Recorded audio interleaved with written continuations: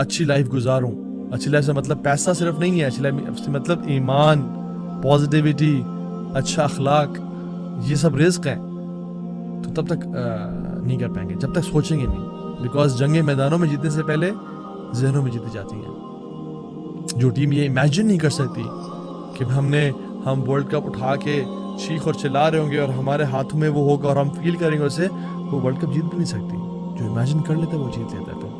So imagine yourself living a positive life inshallah, and self talk کریں and اپنے اندر confidence develop کریں کہ اللہ تعالیٰ نے مجھے وہ کوالٹیز دی ہیں جن کو میں نے بس جاننا ہے اور پہچاننا ہے اور جن پہ کام کرنا ہے, اور میں انشاءاللہ کر لوں گا. It will take some time but I will do it. جیسے دو بچے تھے نا, جس میں ایک 12 سال کا تھا ایک 15 سال کا تھا.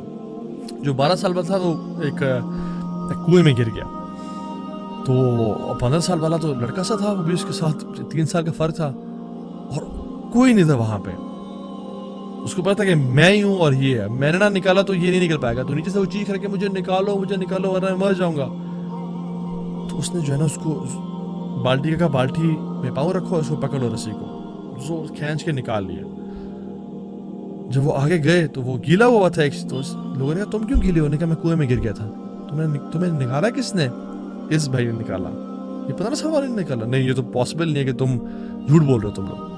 تو بابا جی بیٹھے ہوئے تھے, انہوں نے کہا کہ نہیں یہ سچ بول رہا ہے, اس نے نکال لیا ہوگا. انہوں نے کہا کیوں جی, آپ کیسے سمجھتے ہیں اس بات کو نکال لیا ہوگا؟ تو انہوں نے کہا کہ کیونکہ اس کو پتا تھا کہ میرے علاوہ یہ کام کوئی نہیں اور کر سکتا, یا میں ہی نکالوں گا ورنہ یہ مر جائے گا یہ بچہ.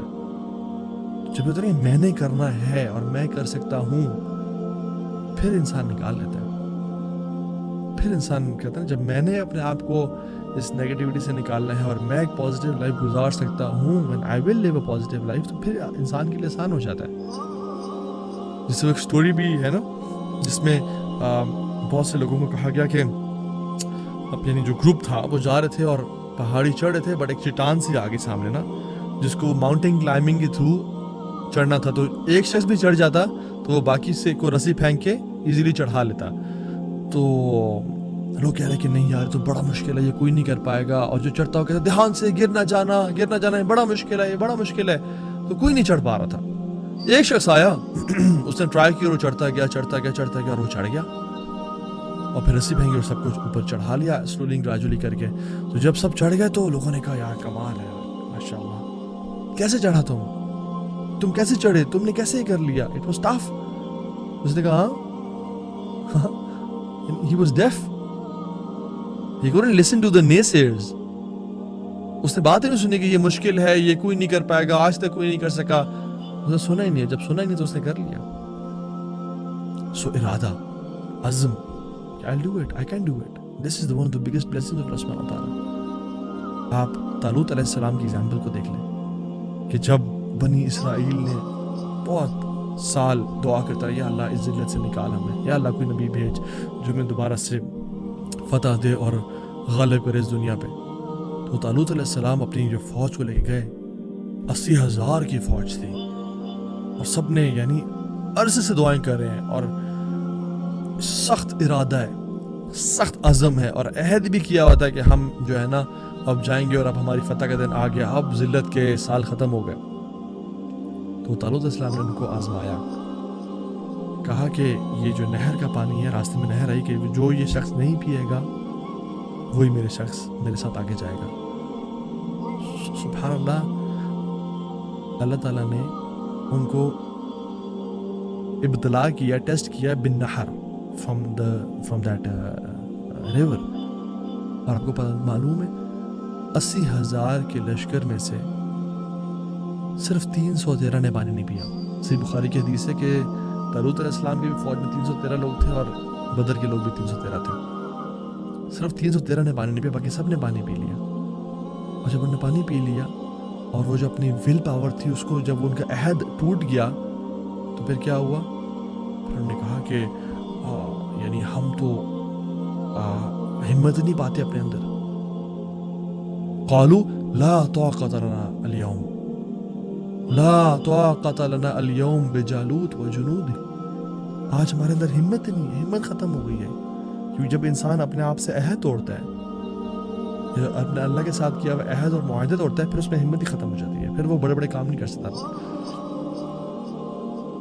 فشربوا منه الا قليلا، سب نے پانی پی لیا ایکسیپٹ 313 کے.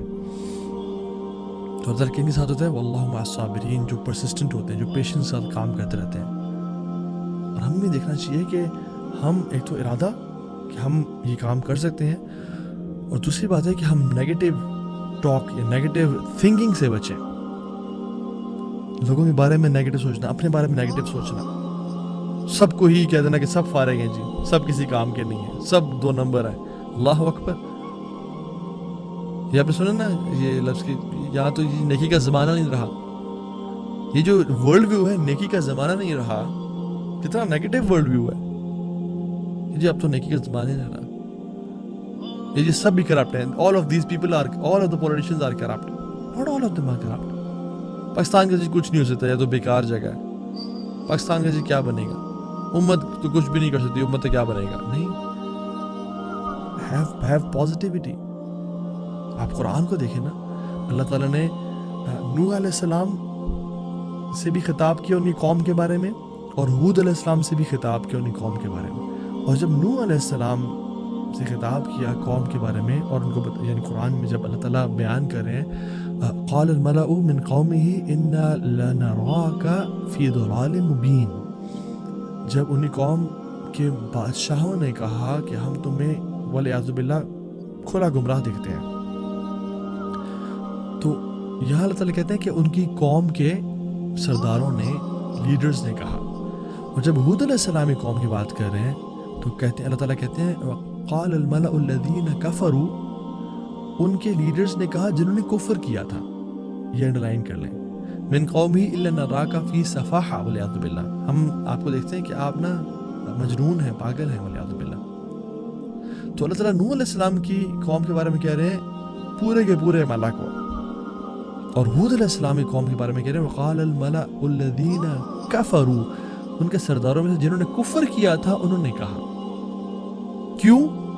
اللہ تعالیٰ بھی اس سینسٹیوٹی کو اپریشیٹ کرتے ہیں، اور اللہ تعالیٰ کے کلام میں دیکھیں کہ یہ چیز بتائی جا رہی ہے کہ you should be sensitive in how you talk.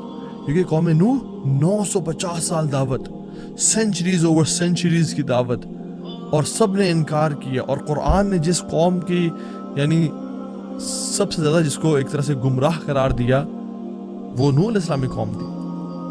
یعنی گمراہی میں کوانٹٹی وائز، ایرا وائز، ٹائم وائز. وقوم نوح من قبل انہم کانوا هم اظلم واطغى، کہ نوح علیہ السلام کی جو قوم تھی سب سے زیادہ ظلم کرنے والے اور سب سے زیادہ باغی تھے، سب سے زیادہ اسٹرے جانے والے تھے. تو نوح علیہ السلام نے بار بار سینچریز اوور سینچریز دعوت دی ان لوگوں کو، بٹ سب نے انکار کر دیا. اور تمام بادشاہوں نے، تمام لیڈرز نے، تو اللہ تعالیٰ نے یہاں پہ جنرلائز کیا